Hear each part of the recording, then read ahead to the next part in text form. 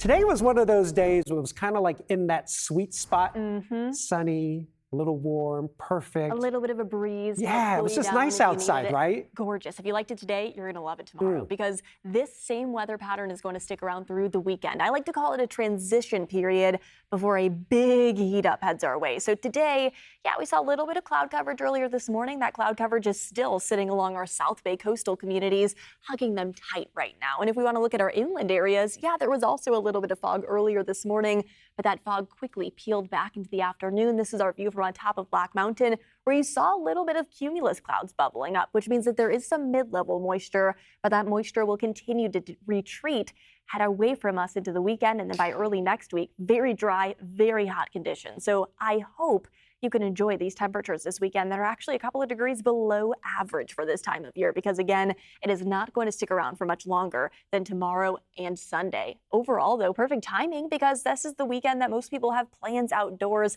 and you really shouldn't have much to worry about when it comes to the weather. Tomorrow afternoon, highs across our coastal communities with a little bit more of that fog, going to be sitting in the mid to upper 60s. Areas for by the bay are going to be upper 70s to maybe an 80-degree sprinkled in there. Inland East Bay communities, mid to lower 80s versus mid to upper 80s like what we felt today. It is going to be warming up a degree or two into your Sunday afternoon.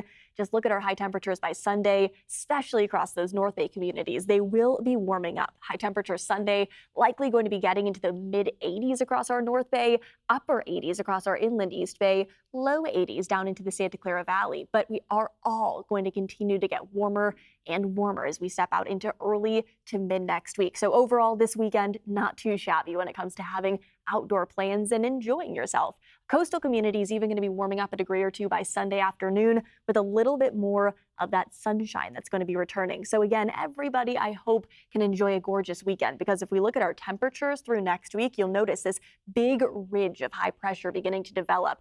Each and every day, it's going to get stronger and stronger and stronger, and it's likely going to peak early to mid next week. You could see basically the entirety of the western half of the United States and even up to Canada is going to be feeling this heat wave. That is going to be an impressive one for this time of year, but again, it is going to increase our fire danger, which is not great news. But remember all the rain that we saw this past week? That is luckily, hopefully, putting moisture in the normally extremely dry fuels that we see this time of year. Overall, though, this weather pattern this weekend, again, will be the transition before that area of high pressure officially arrives as we step out into early next week. In fact, Monday afternoon, we're expecting our temperatures to jump by about 10 degrees.